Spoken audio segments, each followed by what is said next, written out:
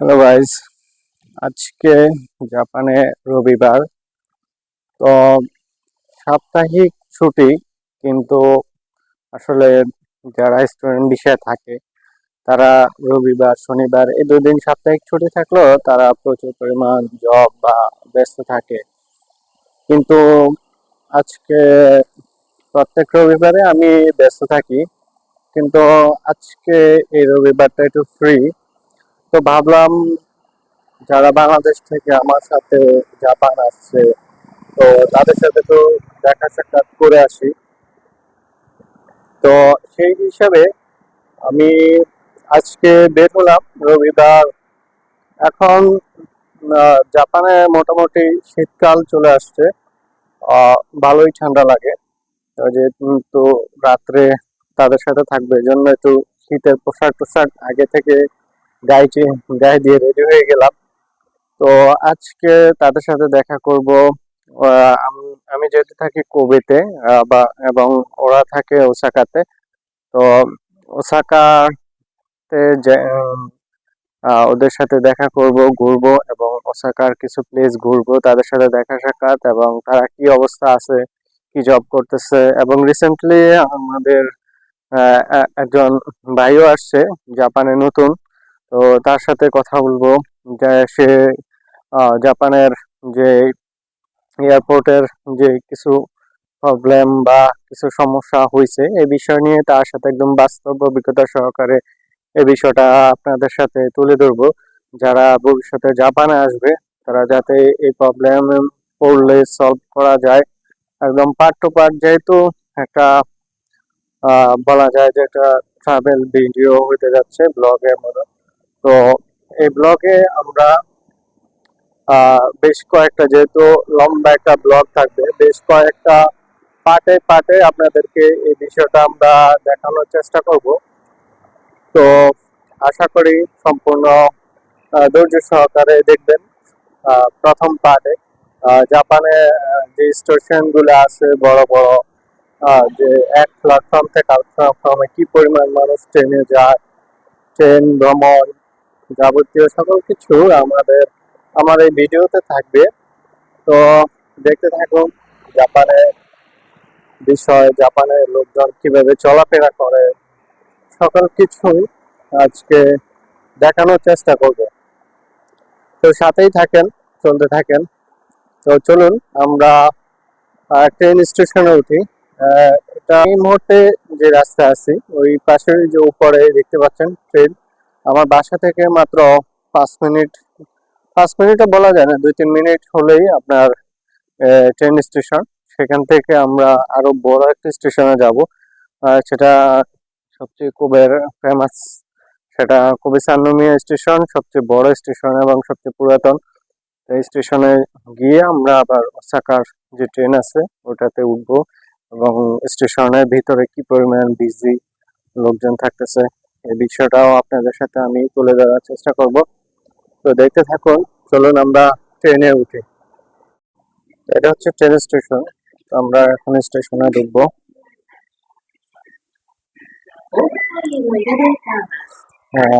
এটা হচ্ছে train card punch machine, আমরা কার্ডটা পাঞ্চ করবো। এখানে পাঞ্চ করার পরে আমরা এন্ট্রি ঢুকতে পারবো। তো যেহেতু ট্রেন স্টেশন দোতলায়, তা আমরা লিফট নিতে হবে। এই মুহূর্তে লিফটে উঠবো।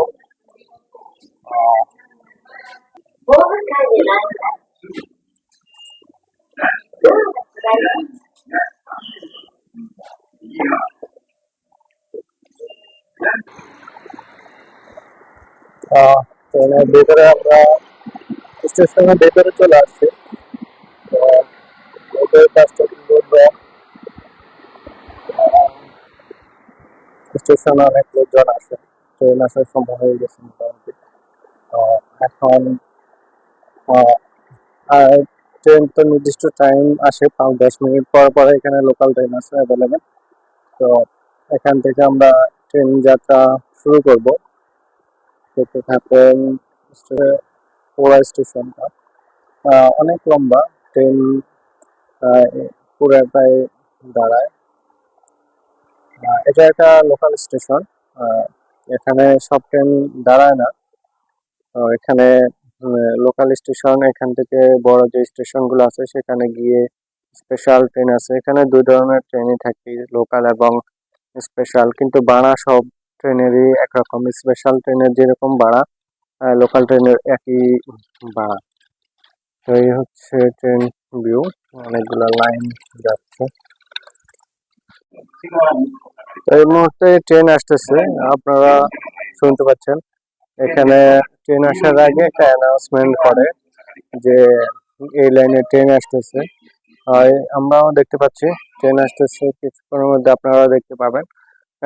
এটা এই লাইনের লোকাল ট্রেন। এখানে ধরেন যে 1 কিলোমিটার পর পরে একটা লোকাল স্টেশন আছে। তো এই ট্রেনটা লোকাল, সব স্টেশনে দাঁড়ায়। তো এটা লোকাল এবং স্পেশাল সবকিছু সেম, জাস্ট এই যে সামনে লেখা আছে লোকাল।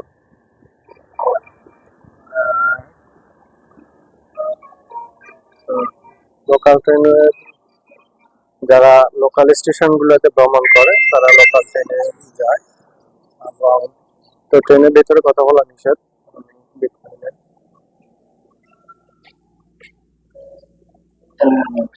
তো এখন আমরা ট্রেন থেকে নামছি। এটা আমাদের কোভিড সিটিতে সবচেয়ে বড় স্টেশন বলা যায়।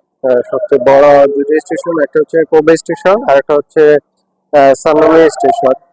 তো এটা হচ্ছে সানমি স্টেশন, মোটামুটি কোবের মধ্যে সবচেয়ে বড় স্টেশন এটা। একদম এটাতে সব ট্রেন, স্পেশাল লোকাল যত ট্রেন আছে সব ট্রেন এখানে দাঁড়ায়। তো এখানে দেখতে থাকুন। আমরা স্টেশন থেকে এখান থেকে ট্রেন চেঞ্জ করে আমরা আবার আরেকটা ট্রেনে উঠবো, যেটা ওসাকার স্পেশাল ট্রেন। এখান থেকে স্পেশাল ট্রেনে উঠতে হয়, ওসাকা স্পেশাল ট্রেনে আমরা যাব।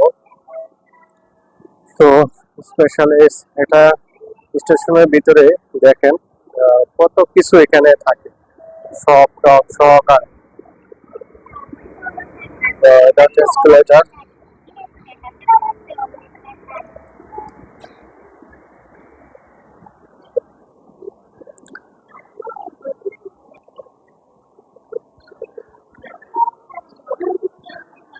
তো এটা হচ্ছে গ্রাউন্ড ফ্লোর, মানে নিচতলা।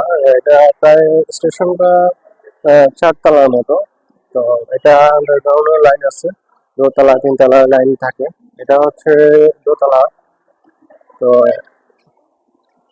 এটা হচ্ছে স্টেশনের, এটা হচ্ছে টিকিট কাউন্সিল। আমরা এখান থেকে ঢুকছি, জাস্ট এখান থেকে আমার প্রায় 170 টাকা কাছে ওই স্টেশন থেকে এই স্টেশনে।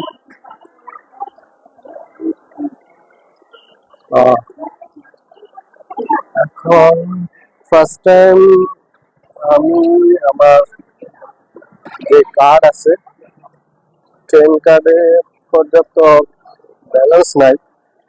ফার্স্ট টাইম আগে ব্যালেন্স ঢুকাবো, পরে ব্যালেন্স ছাড়াও ঢোকা যায়, বাট ফার্স্ট টাইম আমি আগে ব্যালেন্সটা ঢুকিয়ে নেবো যাতে লেট না হয়। তো মেশিনগুলোতে আসলে টাকা ঢোকায়, তো কিভাবে ঢোকায় তো দেখায়।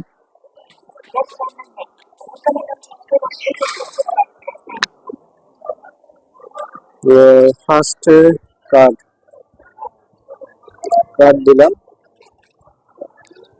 কার্ডটা ঢোকার পরে বের করি।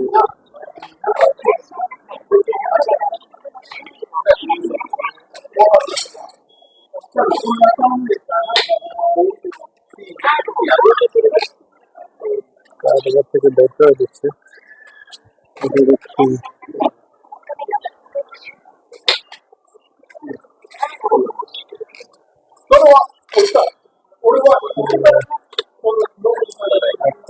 টাকা ঢুকে দিচ্ছিল।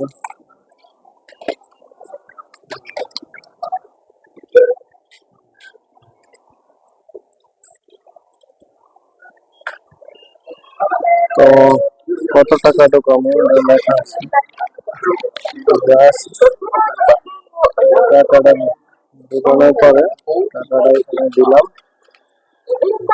টাকাটা ঢুকাই গেছি।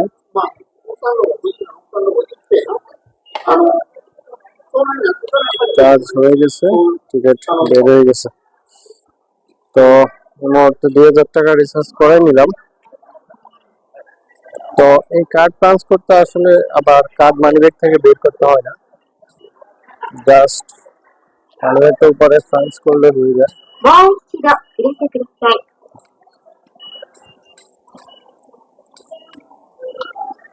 তো এখানে স্টেশনে লেখা আছে কোন ট্রেনটা কোন দিকে যাবে। আমরা যে ওসাকা যাবো, এখানে ওসাকা লাইনে ট্রেন আছে।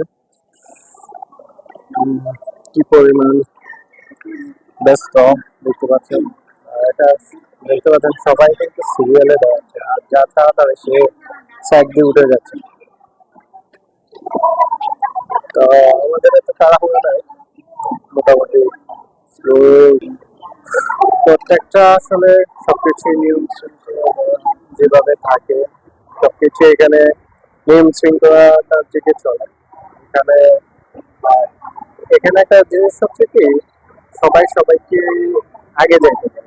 আপনি যদি যাইতে চান এখানে একজন আরেকজন জন্য ওয়েট করে, এই হচ্ছে বিষয়। ঠিক আছে, এটা হচ্ছে প্ল্যাটফর্ম,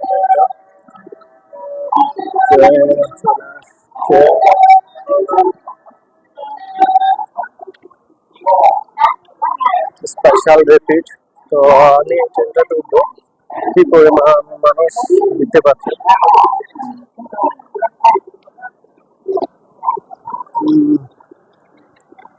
প্রচুর পরিমাণ মানুষ এইসব স্টেশনে থাকে।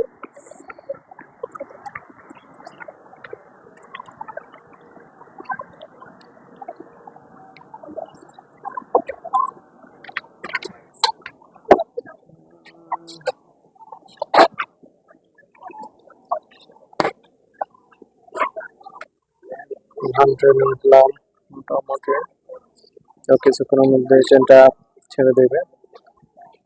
মোটামুটি